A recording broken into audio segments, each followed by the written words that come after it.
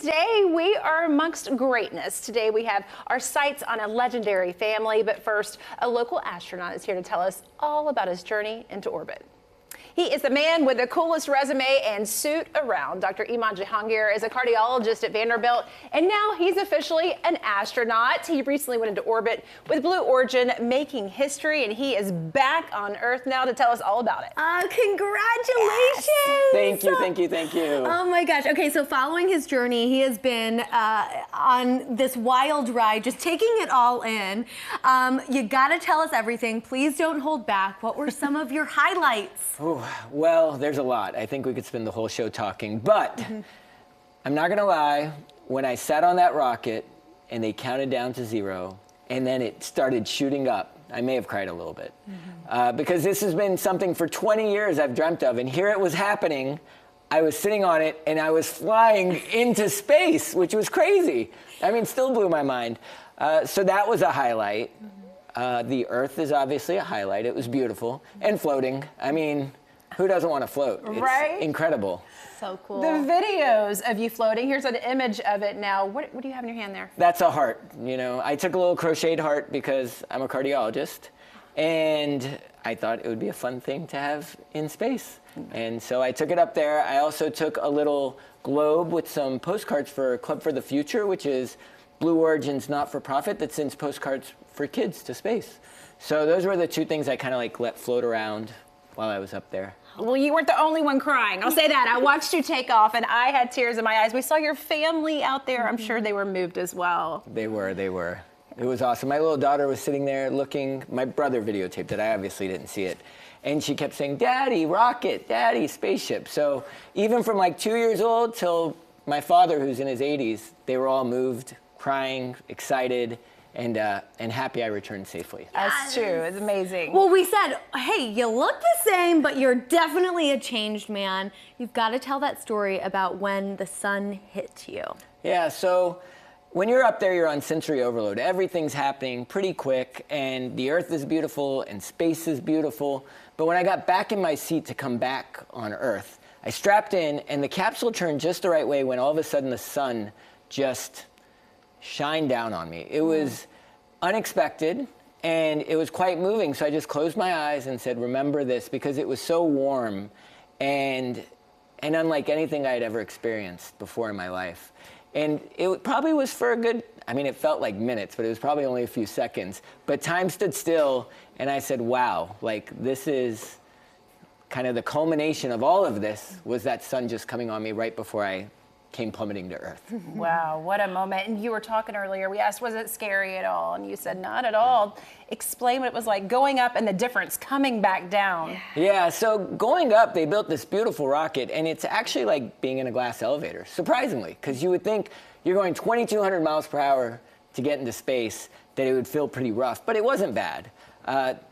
And so you're just watching the Earth go by, and you're watching how high you're going. You know, it's like 30,000 feet. You're like, oh, that's an airplane ride. 100,000 feet, 200,000 feet, and then you go 350,000 feet into space.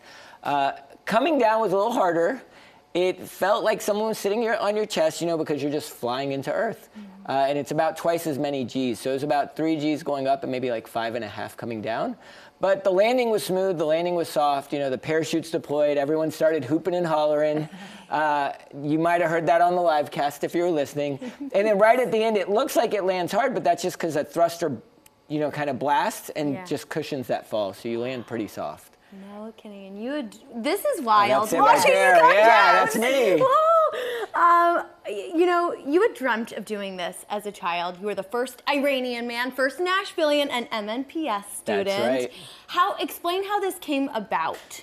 Yeah, so I've been looking for ways to go to space for 20 years. I'd interviewed with NASA. I was a finalist back in like 2009 and 13.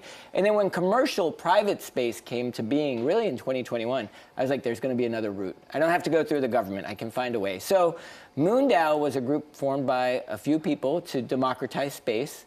And so they actually raised money from people in the internet to send someone to space. And I just happened to be that person. So I felt very fortunate to be part of that community, and very fortunate that they let me go. You know, I think it's like there was no guarantees it would ever happen, but here we are. It was meant to be. It was meant to be. I want to talk about that moment when you landed, you blew a kiss, you ran over and you hugged your wife, and you have to have this feeling of just like, I just accomplished my lifelong dream.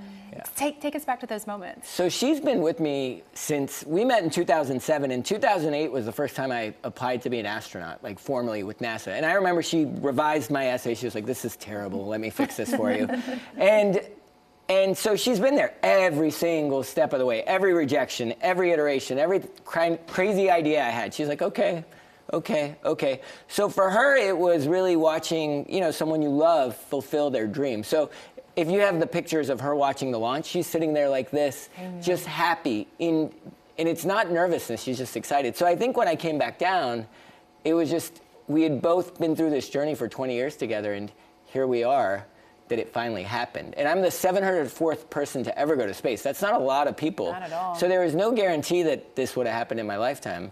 But I'm telling you, I'm gonna go back. I don't know when, I don't know how, but by the time maybe I'm 70, we'll get to orbit. This journey's not over. It's not. I gotta ask you, when we walked in, we saw you in the green room, you said, yeah, I'm definitely different. How are you different after this experience?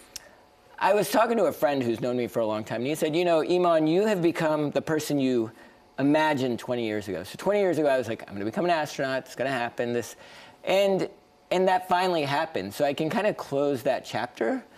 So there's something to like fulfilling a dream, I think, that kind of changes you. It brings a peace. But also, I had the opportunity to see the Earth in a way very few people have seen. With my own eyes from above, like looking at the artwork, from above, which was incredible because it is beautiful and it is bright and it is colorful. And you look at space, which is just black, the blackest you've ever seen. And I'm very grateful to be here, right? I'm grateful that this planet exists, that we can be here talking, that we can have artists making art, musicians making music, engineers building rockets, people producing movies and TV shows. I mean, it's just an incredible place to be, and I think I have a deeper appreciation of that. I love that. And I know you brought a lot of special items up there with you that came back with you as well. There's so much I want to talk to you about, but I just want to know, you mentioned that you dream to go back again. In the meantime, what does this do for us here? As I know you said you hope this inspires others. Yeah, so I'm actually working with Metro Nashville Public Schools to go and talk to the schools at their kids. So I've already scheduled a few school trips where I can go and kind of tell them, hey, I was an immigrant, I was a Metro Nashville Public School graduate, and yeah, I dared to dream big. I wanted to become a doctor and I wanted to become an astronaut. You can do it too. You have to have support, you have to have motivation, but no one's stopping you but yourself. So my hope is I can share that with lots of young people here in Nashville and then kind of further out and get them to dream big, dream of the stars. So beautiful. Thank you so much. I Thank you all. appreciate you. I love that you're instilling hope. You are with us too. Yes, you're Thank like- you. Yeah. Where do you keep this guy? Got to ask quickly before you leave us. You think I take this off? No, I sleep with this Sleeps on. in it. Yeah, when I go to clinic, people are like, that doesn't look right. He puts the coat over the That's right. astronaut suit. I would You're too. awesome, man. Thank you. Really appreciate you and congratulations. This was an incredible journey. Everyone has to agree. You have an open invite to come on Local on 2 whenever you want. Thank you again, and make sure that you take that space flight again because we are rooting for you. Thank you. Yes. All right, thank you.